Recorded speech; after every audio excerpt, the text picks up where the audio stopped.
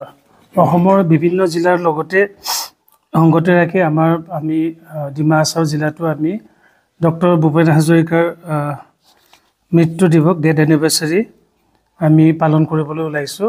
অসম চৰকাৰৰ নিৰ্দেশ মৰ্মে 5 আপোনাৰ নৱেম্বৰত পালন কৰা হ'ব। সময়টো যদিও প্ৰত্যেকখন জিলাৰ কাৰ্যসূচীবোৰ অলপ দিনটো ইফাল হ'ব। আমাৰ যিহেতু মাননীয় আমাৰ গাৰ্জেন মিনিষ্টাৰ বাইদেৱে আমাক নিৰ্দেশ দিছিল যে 3টা বজাত আমাৰ ডিমা হাছাওৰ যিটো ফাংচন হ'ব, আমি ৰেলৱে ফিল্ডত আমি আয়োজন কৰিছিলোঁ। আমাৰ প্ৰায় 1500 আমাৰ ছাত্ৰ ছাত্ৰী হ'ব আৰু আমাৰ যিহেতু ডিফাৰেণ্ট এপেক্স বডি আছে আমাৰ ডিমা হাছাও জিলাত আমাৰ প্ৰায় 16-17 মান এপেক্স বডি আছে। আমি এপেক্স বডি সকলোকো যিহেতু আমাৰ কম্প্ৰাইজিং অফ ভেৰিয়াছ কমিউনিটিজ আমি তেখেতসকলক ইনভিটেশ্যন দিছোঁ। আমি আজিলৈকে গম পোৱা মতে প্ৰায় 700 মানে আমাৰ ইণ্ডিভিজুৱেল পাৰ্চন আহিব ফ্ৰম ডিফাৰেণ্ট এপেক্স বডি, বিভিন্ন কমিউনিটিৰ লোকো আহিব। এই দিনটোত আমাৰ বিশেষকৈ আপোনালোকে ইতিমধ্যে গম পাইছে আমাৰ যিটো আমাৰ গান মানুহে মানুহৰ বাবে গানটো আমাৰ পৰিৱেশন কৰিব। আমাৰ হিউমেন চেইন এটা বনোৱা যাব তাত, আমাৰ য'ত ছাত্ৰ ছাত্ৰীসকল বা আমাৰ যিসকল লোক আহিব তেওঁলোকে গোটেইখিনি মিলি গানটো আপোনালোকে জানে আমাৰ ইয়াত অকল আমাৰ ছাত্ৰ ছাত্ৰীয়ে নহয়, আমাৰ জিলাৰ যিসকল আপোনালোকৰ ইনভাইটেড গেষ্ট থাকিব, আমাৰ ইয়াত অনাৰেবল গাৰ্জেন মিনিষ্টাৰ থাকিব বা আমাৰ অনাৰেবল আমাৰ minister of sports and youth welfare Nandita গাৰ্লছে মেমো থাকিব। আমি মাননীয় আমাৰ chief executive member north Cachar hills autonomous council তেখেতক আমি চিফ গেষ্ট হিচাপে নিমন্ত্ৰণ কৰিম আৰু তাৰ লগতে আমাৰ EM সকল থাকিব বা আমাৰ MEC সকল থাকিব। তাৰ লগতো আমাৰ ছিনিয়ৰ চিটিজেনছো আমি ইনভাইট কৰিছোঁ, প্ৰায় 100 জনমান হ'ব। গোটেইকেইটা মিলি আমি যিহেতু গভৰ্ণমেণ্টৰ এটা নিৰ্দেশ, আমি ভাৰত ৰত্ন ডক্টৰ ভূপেন হাজৰিকাৰ আমাৰ মৃত্যু দিৱস আমি পালন কৰিম 3টা বজাত। আৰু আমি যিহেতু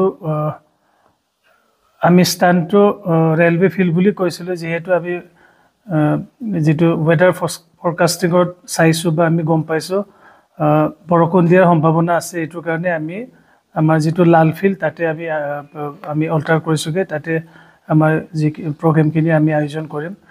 আপোনালোকৰ মাধ্যমৰ যোগেদিও আমাৰ যিসকল লোকেল মিডিয়া আছে, আপোনালোকে লোকেল মাধ্যমৰ যোগেদি মই আমাৰ সকলো আমাৰ যিসকল জনাৰ্দন আহিব, আমাৰ যিসকল ছাত্ৰ ছাত্ৰী আহিব বা আমাৰ এপেক্স বডিৰ যিসকল লোক আহিব তেওঁলোককো মই মোৰ ফালৰ পৰা অনুৰোধ জনাইছোঁ। আমাৰ যিহেতু ৰেলৱে ফিল্ডটো আমি কেঞ্চেল কৰিছোঁ, আমি লাল ফিল্ডত পাতিমগৈ। চ' যাতে আমাৰ যোনদিন আমাৰ প্ৰগ্ৰেমটো হ'ব 3টা বজাত আমাৰ 2টা বা 2:30টাৰ পৰা আমাৰ সমাগম হ'ব, ল'ৰা ছোৱালীবোৰ জমা হ'ব, যাতে আমাৰ ৰেলৱে ফিল্ডৰ বাহিৰে আমাৰ লাল ফিল্ডত যাতে জমা হয়গৈ।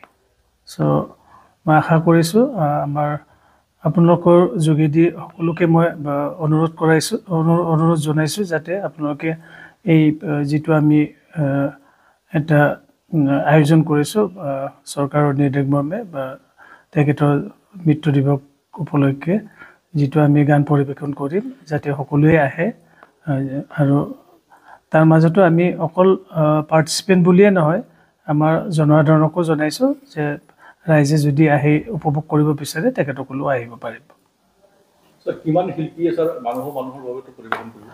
এইটো আমাৰ জিলাৰ বেলেগকৈ আমাক ফিক্স কৰি দিছে। ডাঙৰ জিলাবোৰ 5000 to 6000 কৰি দিছে।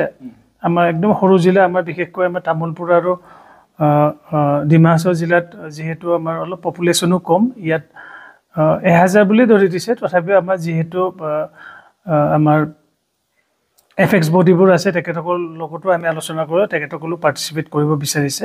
চ' আমাৰ প্ৰায় 1700 মান হ'ব। বাকী কি প্ৰগ্ৰাম থাকিব? বাকী বিশেষ একো নাথাকে, এটা কৰেছ হ'ব।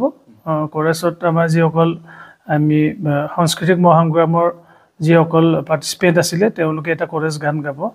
চ' তাৰপিছতে আমাৰ যিটো মেইন প্ৰগ্ৰেম মানুহে মানুহৰ বাবে এই গীতখন পৰিৱেশন কৰিব আমি প্ৰায় যিহেতু 1500 এৰাউণ্ড 1515 হ'ব 1500+ হ'ব সকলোৱে একেলগে আমি পৰিৱেশন কৰিম ঠিক তেনেদৰে বাকী জিলাবোৰৰো তেওঁলোকৰ বেছি যিহেতু পাৰ্টিচিপেণ্টৰ প্ৰায় 500-6000 হ'ব আমাৰতো ইতিমধ্যে আপোনালোকক কৈছে জিলাখন সৰু এমতে আমি 1500+ আমি গম পাইছোঁ আমি হিউমেন চেইন এটা বনাম আৰু গীত পৰিৱেশন কৰিম